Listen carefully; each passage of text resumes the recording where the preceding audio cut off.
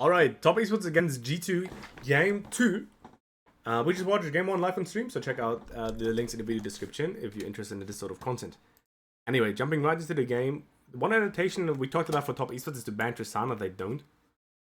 Zach and Paul banned Stay, but now they banned Kalista instead, which is a little bit of a question mark because Kalista really wasn't the issue. But I guess you did get solo bullet in bot lane, so maybe it was. Senna is still the same. Last game they banned Ashe on the second one.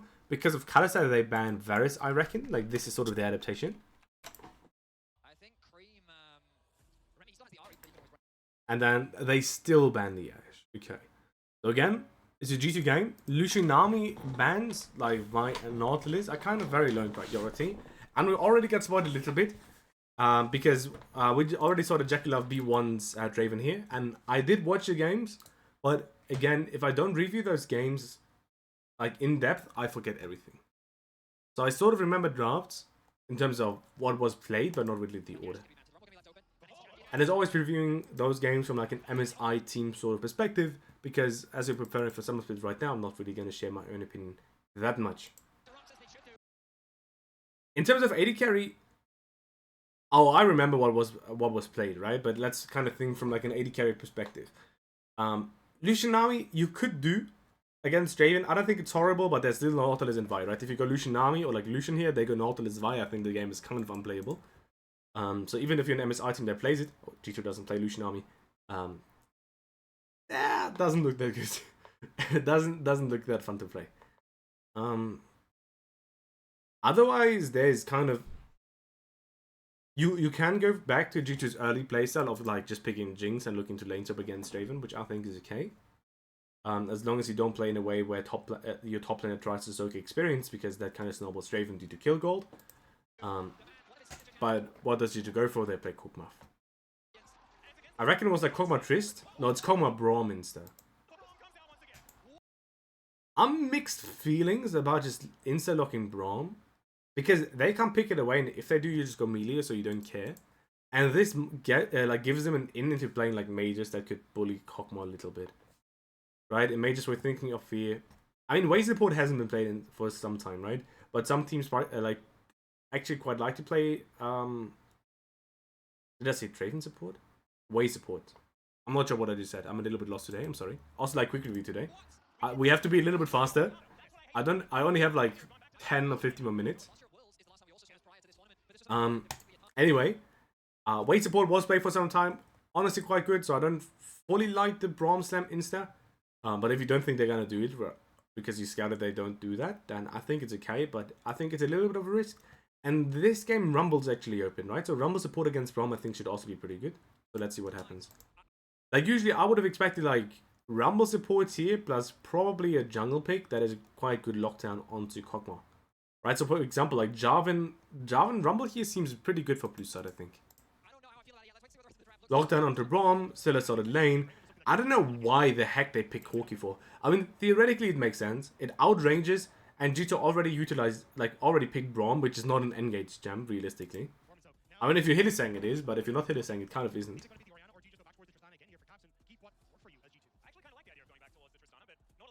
You're picking Nautilus into Braum, you have actual, like, issues. Jarvan is good. But now, like, stuff like Rumble X is gonna get banned out, right? So why really go for the Corki? I don't see the Corki then. Because I know, like, this is, like, also, like, Creme's answer to potential Tristana, right?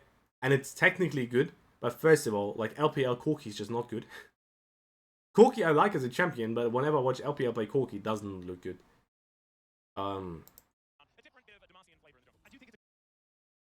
Yeah, I mean, Jarvan I like, but, like, just go Rumble support, no? Or, like, Rumble flex pick. I mean, this is just Tristana again. You could also do, like, another pick, like Talia. Talia is like a really good way to like stabilize the game and really snowball bot because it's Draven against Kog'Maw Braum. Either side snowballing, I think is just going to decide the game regardless. So picking a mid laner that has a bit better roam opportunities, I think isn't bad either. But I think Tristana's probably the easiest thing for G2 to do. I just love Talia. I think the champion is unbalanced. I mean, I guess Talia is a lot weaker against Jarvan, right? So Tristana's super safe against Jarvan. Yeah, you ban supports. Oh, Rumble ban. Rumble support ban. This is a crazy call, guys. Okay, Ivan. Yeah, I'd ban Ivan after that game as well. I mean, Poppy's already out. And this could still just be Rek'Sai for G2. I reckon G2's next prio is a Rek'Sai. It could be Xin. It could be Jax. Oh, Rakan is a good call, actually, very. Oh, Rakan is actually a good call. Fresh. No, I don't see Fresh, man. I mean, I guess it's like Meiko, right? Meiko's a really good Fresh player, but I don't see that one. I guess your point is like if they pick Rakan, we just like win bot side. But Rakan is actually a pretty good call against Braum. I would ban Rek'Sai if it was test though. Because it's a G2 pick. Oh, Vayne. Okay, so you prefer you prepare for the Cassandra pick here again. I mean, this is just Rek'Sai, I think. Oh, you could do Maokai. You could also do Maokai. Did you watch T1 vs TL yet? No. Welcome to the stream, Sari. Okay, it's Rek'Sai. I actually didn't remember what they picked this game. I just know they picked Kog'Maw Braum and they stomped bot. But yeah, like we knew about this. Like this is obvious in a way. This is like kind of obvious in what G2 games. Because Santa pick, they banned Vayne. What are they gonna pick? I really wonder. Oh, please don't tell me they're going Autoless. They should go Janna 5 into lane swap. G2? Ah, hell no. I mean, I guess Renata is like a fairly decent lane, but is it good? Eh. R5 Janna into lanes. Nah.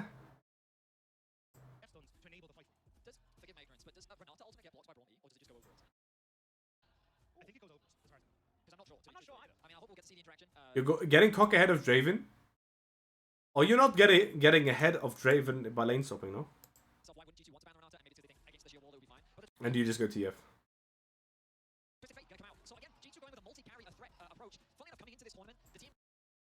Honestly, as G2, you can play standard, no? Why not play standard here? Like, bot lane doesn't even look bad to me.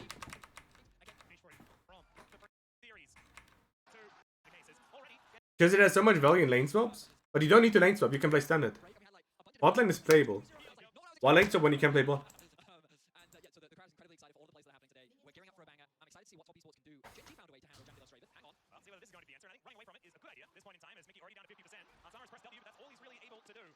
And maybe bot lane gets bullied more than I expect currently, but I don't think Renata bullies Braum that much. Oh yeah, I remember this Yike pathing. I was not happy about it when I first saw it. Oh, I remember this game. Okay, well, top esports fucking creeps it. Based on how it went, yeah. But even looking at this, I don't think it's that horrible. Because Kog'Maw is like fairly good at farming, even like in awkward lanes, because he has E, he has W, he has Q. Kog'Maw has so many tools to like farm well. Braum has so many tools to protect his AD carry looking to get his CS. They're also like fairly hard to dive, which, well, we're gonna figure that out in 1 second. Again, right, I have to be a little bit faster today. I've got next 15 minutes. Preferably 10, right? So I have to be a little bit quicker. Yeah, he does like a free camp to defending bot side for, like from a potential dive. I mean, I guess he wanted to originally go to his top side camps after, but now he kind of needs to hover because they might dive. You don't have any info on Tian. You thought it's Giga hard? I don't think it's Giga hard. I think it's okay. The only issue is getting dove, right? Because Renata has like fairly good dives. This feels horrible for Yike, but at least he's playing Rek'Sai, right? So it doesn't matter that he has to go, like, that he plays like a weird pathing here. He should do free top in the bot cover. I mean, he's just gonna get invaded then. Like, in a way, this is not that horrible because you can do this. Hover bot, kind of reset then, and look to go for a full crit towards bot. Because technically Jarvan can just look to invade those camps as well. I think it's kind of okay what he does. I think you could do that with the Raptors though. I think you could do like Raptors, walls, Creme, try to secure blue buff, and then like kind of hover behind. You could do that because you know he's not doing like a Raptors starting to invade. So you should have time to secure full camps. But you can slow fight and Triss can maybe move. Yeah, but it's not gonna be like a slow fight, no? Like they're either gonna dive or you're not gonna fight.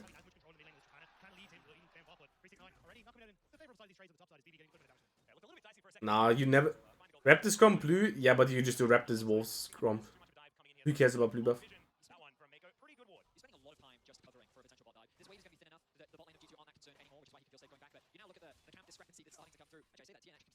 I think Raptor's Scrum blue gives level 3. Yeah. I mean, Raptor's Wolves blue doesn't, but I think Raptor's Scrum blue, but I never went for that sort of blue.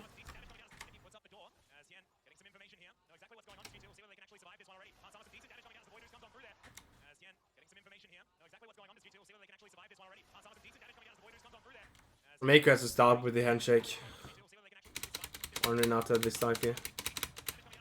Meiko starts tanking, he needs to throw the Q. But they kind of utilize both of their CCs at the same time, which is the worst way to play it. You throw handshake, you just die, and this dive is just horribly played. Like, of course, G2 has been playing really well this series, or like has played the series very well, right? But holy shit, our top esports griefing. They're actually massively griefing. Meiko just dies to completely mess up the dive. And now Como gets double kill and double buffs. And now you legit lose spot lane 2v2. Like, of course G2 played that well, right? But why are we utilizing both CCs at the same time? Wait, when did Jackeylove E? I want to watch that again. When does he E? He doesn't.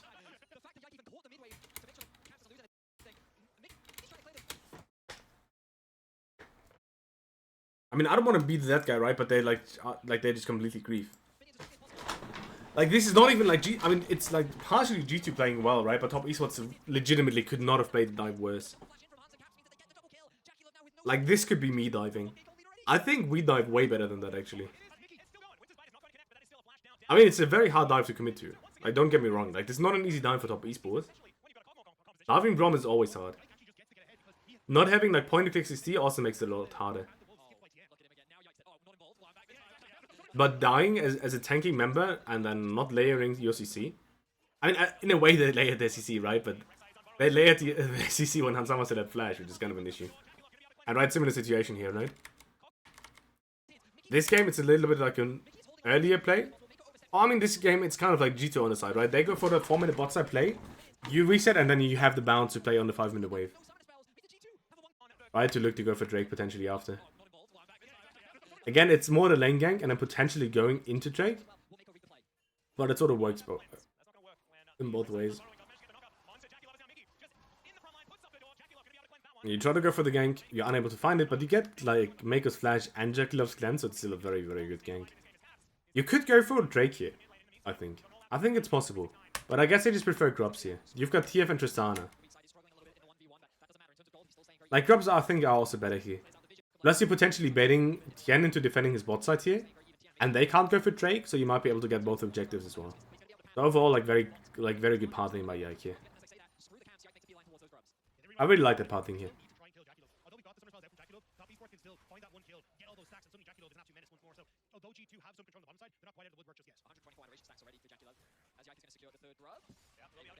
And you also get all three, and then BB just TPs in. Alright, I mean, it wasn't the best one, but unlucky. Wait. Has his bot lane clicked here? Is Comma Brown freezing? Oh, they're freezing, are they not? Oh, well, this game. Okay, I mean, I know why they're clicking mid, but this game is so doomed. This game is so doomed. I mean, this game is over. Bot lane is freezing, Draven is behind, shouldn't hopefully get a random kill. Oh fuck, we have to be a little bit fast again. How long does this game go? It goes to 40 more minutes. Okay, should be fine then. We're just not allowed to pause that much. We just don't pause that much, and then I think we should be fine time-wise. Because I've got a uni Zoom call. GG. Alright, and afterwards you kind of just steer down again, right? Ah, well. Looks like Yike is actually looking for something else here. I don't know if he's looking to get some info into enemy jungle here. Or he's actually looking to gank top lane. Interesting that Yike actually tries to gank top, because I'm looking at the... Caps moment. Caps moment, man. It's alright. Oh, and I don't get it. Oh wait, that is another kill, is it not? Yeah. Freezing is so OP. What can I say?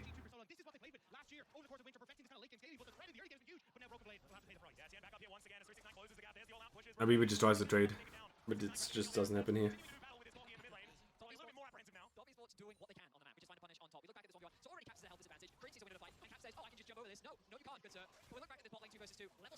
Yeah, well, Cap's moment, it's alright.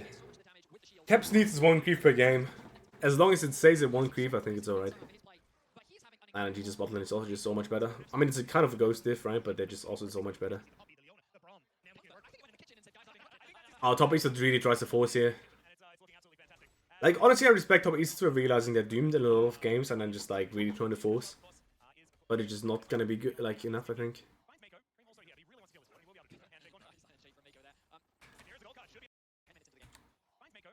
I'm not sure if I'm fully happy about Yike investing as much time towards top. I know TF needs to crash this wave. I think it just doesn't matter. Your point is probably that your bot then is in a position where they're fine on their own and no Jarvan is topside, so I guess that's why you're matching. I'm just wondering if, like, playing for economy like this is better than just looking to prioritize Drakes and making sure bot lane is for sure in a good position to make to play for, like, crops. But I guess top lane is more important for the crop sake here anyway. Yeah, but I think, like, here, if you don't do this, and TF just kind of chills, and you just let bot lane play aggressively here, you force him out, then bot lane should be able to shift more easily.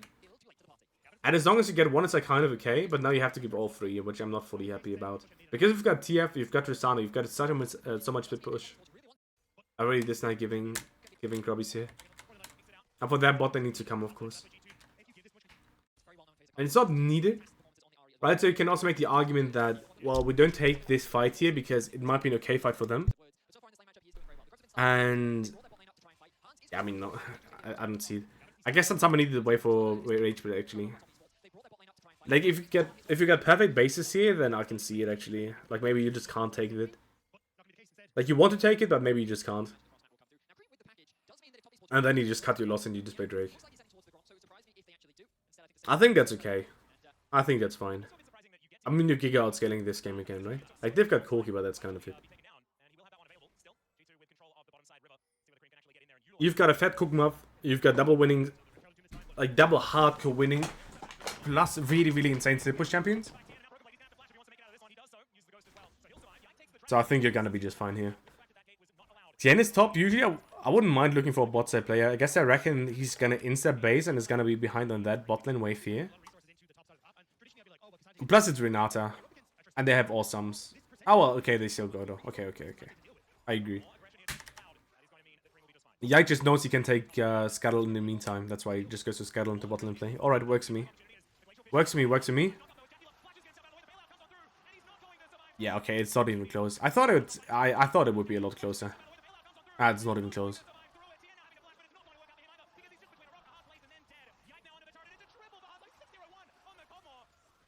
G2 bot lane skirmish. GG.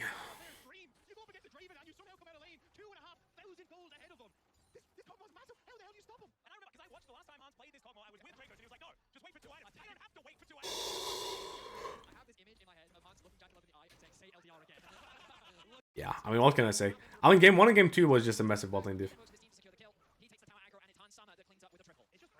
I mean, to be honest, this game, it's not like... I mean, well, in a way, it's bot lane diff. It's like Meiko misplaying. It's Meiko misplaying the dive. Like, if you handshake, how someone needs to flash, and afterwards you can kind of commit onto, like Jarvan queuing Kog'Maw on the turret, and then Draven flashing onto Kog'Maw. Well, I guess, like, Mikyx can still look to defend, honestly. Like, diving Bromwich is really hard. Not because you can block the damage onto your AD carry with the...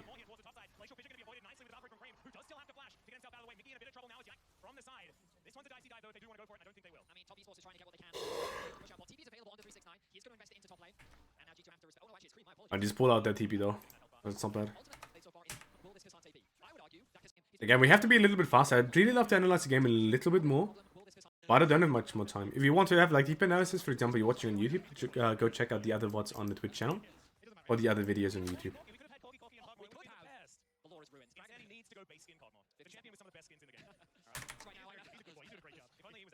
Okay, classic G2. And it's not a 1-3 open, right? It's not. But it's not because like there's nothing that BB has to do regardless here. You just open mid lane here. And you just look to force T1.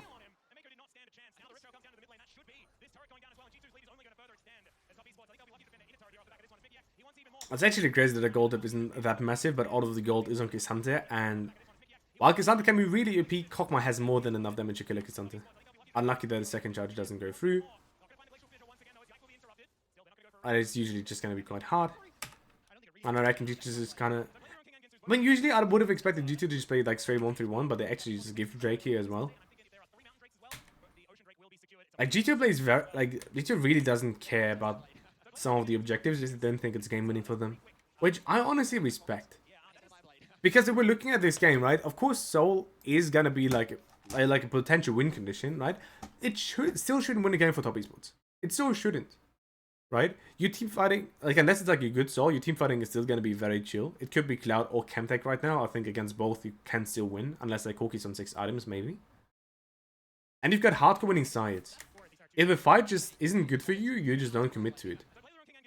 Hansama is sitting on 2 items. It's just unlucky that both of that happened for like Grubs and Drake. But if it happens, it's alright. Because right now you're not really playing for like Seoul as a win condition. You're just playing for you're legit already playing for Nash. I think from like minute 12 or 13 on, G2 has just been playing for Nash. Because Nash is going to be the important thing. Seoul is very far away for top esports. Who cares? It might be useless Seoul. You don't even know. Before the second Drake is killed. Like now it's Mountain, so now it's good. But before you, like, it doesn't really have that much inherent value. You don't need to take your risk. They need to find stuff for Jackeylove. And you just play for like high economy and just for a good Nash position. Because right now, especially with, like if we're looking at comms, right? Draven is not in the game and the champion needs to be accelerated to play. Plus, playing against Braum as Draven feels always a little bit bad because he can't reposition and Mikyx can just walk up and just bully him. And then who has damage? Corki on not even 2 items with going second item Malignance. He's not going to deal damage on 2 items. He's not. Malignant second does not deal damage. It doesn't. Right? So the only damage is K'Sante and you've got like double 80 carry with like Rageblade Borg. Like you don't really care about that, right? So what do? You just play for a little bit of safety. You continue 1-3-1 and you just start Nash minute 20 and you just win a game. In my opinion. Because even though the gold difference didn't look that massive before, it is insanely massive in terms of strength. Because it's Corki's second item, it doesn't matter until he has a third one, in my opinion. Malignants, like Corki's AP scalings, are horrible. You have more rockets because of Malignants and none of them deal damage, right? That's usually what we see more on Corki. Can't do it against Rosana, so Chovy, for example, goes Shojin, second item. Which isn't OP as it used to be because it used to be bugged on range to give the same like damage increase as melee. Because I think it's like 3% for melee and like 1.5 for like range or something. Not sure. After every ability. Second up to a max of 4. And it was bugged, so it was really OP on Corki. And like Gibbs also got nerfed, which kind of was one of the reasons why Corki was so OP back then. But Malignant second, it still doesn't deal a lot of damage. Oh, G2 instantly on a potential Nash position, trying to get top esports to answer here. Yeah, playing Draven against Braum is really annoying, by the way. It's really annoying playing Draven against Braum. Because he's fairly low range and he doesn't have mobility.